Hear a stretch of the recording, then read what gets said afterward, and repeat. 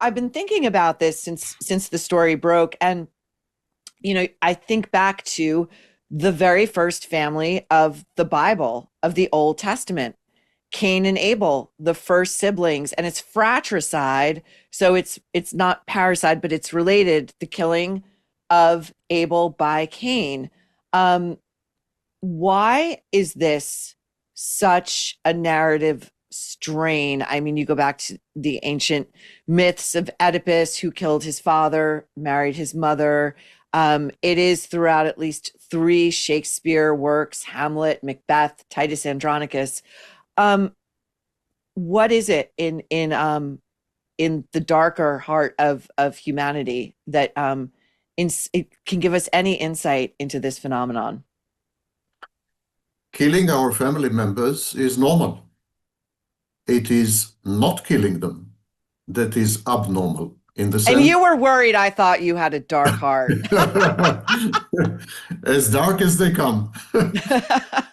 I think what I'm trying to say is that when we look at the animal kingdom, Mm. killing your parents is the only way to move ahead. It's the only way to climb the social ladder. Social upward mobility depends on killing your parents, you know. In what species is this most In common? almost all. In almost all of Really? them, especially the more advanced the species is, for example, primates and apes, great apes, and so on and so forth, chimpanzees, but also among lions and tigers, in most of the genera of the animal kingdom, parricide is very common, especially patricide, especially killing the father. And what is that about? It's about making place for the new generation. It's about removing obstacles, as I said, to upward mobility. It's about establishing hierarchy. It's about gaining the favors of the female species, of the female of the species, gaining access, actually. And so it's normal. The normal thing in the animal kingdom is to kill your parents. It is only with the advent of civilization that we have created restraints and constraints and inhibitions and laws and regulations and, self-control and self-discipline, mores and ethics and norms and the Bible and you name it. This is a veneer. This is a very thin veneer. It's about what, 5,000 years old maybe? Hmm. Hmm. And so if you look at it from a statistical point of view, our behavior as a species, where we refrain from killing our parents, is a very, very late addition to evolution and highly aberrant or highly abnormal in the big picture of things.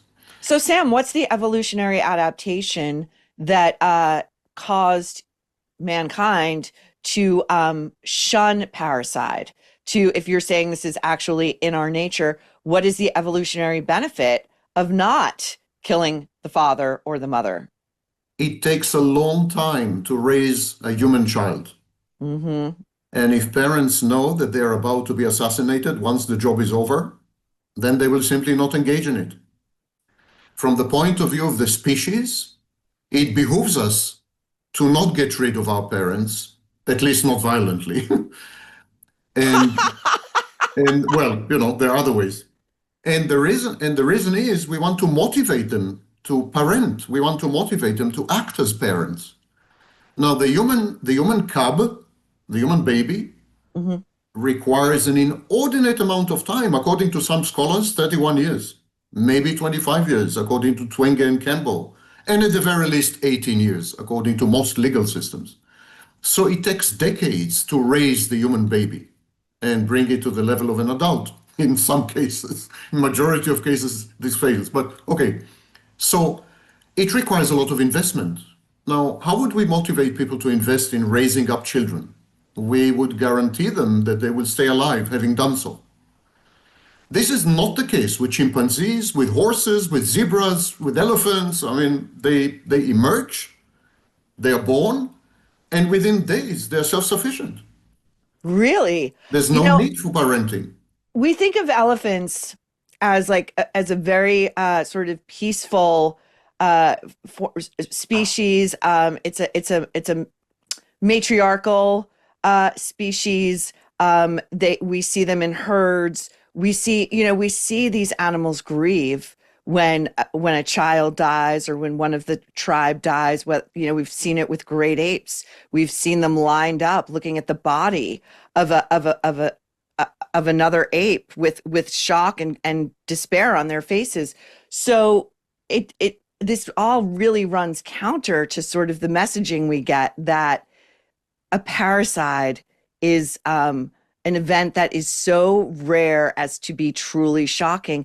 There was a period of history, I forget, maybe it was the Middle Ages, I do forget, where parricide was considered the absolute worst crime one could commit. Roman Republic. Thank you. In the Roman Republic, parricide was the only offense punishable by death. Really? The only capital offense was parricide, not even murder. So this was during the Roman Empire. And take, for example, the stories of the Grimm brothers from Hansel and Gretel. Mm-hmm. Hansel and Gretel are twice abandoned by their mother and rescued by the father. They actually gravitate towards the father's cabin. That's how they come across the witch and her sweet gingerbread home and what have you. And so the Grimm brothers captured this dilemma of this conflict, incipient conflict between children and their parents.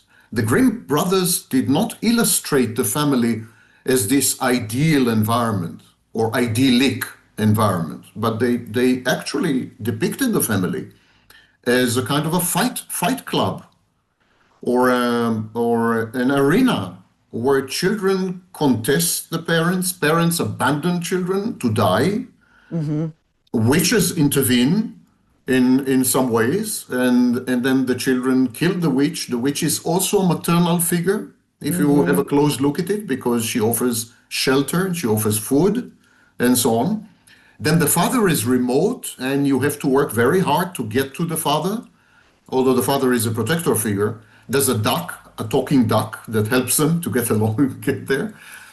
In short, the family is a nightmare. In the stories of the Grimm brothers, the family is a nightmare, and a veritable nightmare. And of course, you mentioned the Oedipus complex, the Electra complex, the Jace complex. I mean, what's the latter that you just referenced? Some of these complexes are less known. So some of them involve sibling rivalry, some of them involve sibling collusion against parents and so on. There's a panoply of complexes in psychoanalytic literature which describe the inevitable violence between family members, violence, lethal violence. And so I think we tend to ignore the reality of this at our peril. You see, relationships between family members, especially parents and children, are by far the most intense. Not only are they most intense, but there is a the relationship is reminiscent of creator-creation interactions. The parents are the creators, Yes. And the same way we rebel against God, like Nietzsche said, God is dead. The same way we rebel against God. We rebel against these divine, infallible figures of our early childhood. We want them dead because the alternative is to never become. If you put the parents together, that's who you are. Essentially, big parts of you are nothing but the internalization and introjection of your parents. Your parents are a huge part of you. If you are emotionally regulated and stable and boundaried and mature and everything, then you can cope with it somehow. You learn to identify the parts of you that are not exactly you, that are your parents, and you learn to put, a firewall between these parts and the rest of you. But what if you are dysregulated? What if your internal defenses are weak? What if you're mentally ill? What if you are, then you need to get rid of these parts. These parts become overweening, domineering, tyrannical, and you need to get rid of these parts. And sometimes the only way to get rid of them is to physically kill your parents. On very rare occasions, well, not so rare actually, about 2 to 4% of crimes committed involve family members. Today's show is sponsored by Cowboy Colostrum. Colostrum is the first milk that cow babies receive from their mothers after birth, and it's often called liquid gold because it is packed with proteins, natural growth factors, and antimicrobials.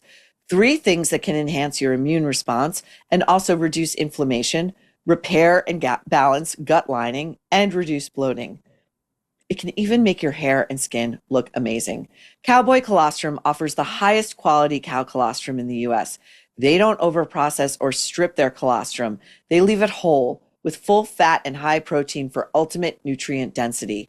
It's sourced from 100% grass-fed cows here in the US with all natural ingredients and no artificial flavors. You can add Cowboy Colostrum to your coffee or smoothie. It's simple and easy. You get this little frother with it and you just whip it up. The whole process is really satisfying. I love it. For a limited time, our listeners will get up to 25% off your entire order. Just head to cowboycolostrum.com/Maureen and use code Maureen at checkout.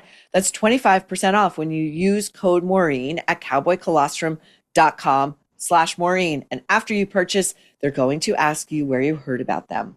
Please support our show. Tell them you're a troublemaker and the Nerve sent you.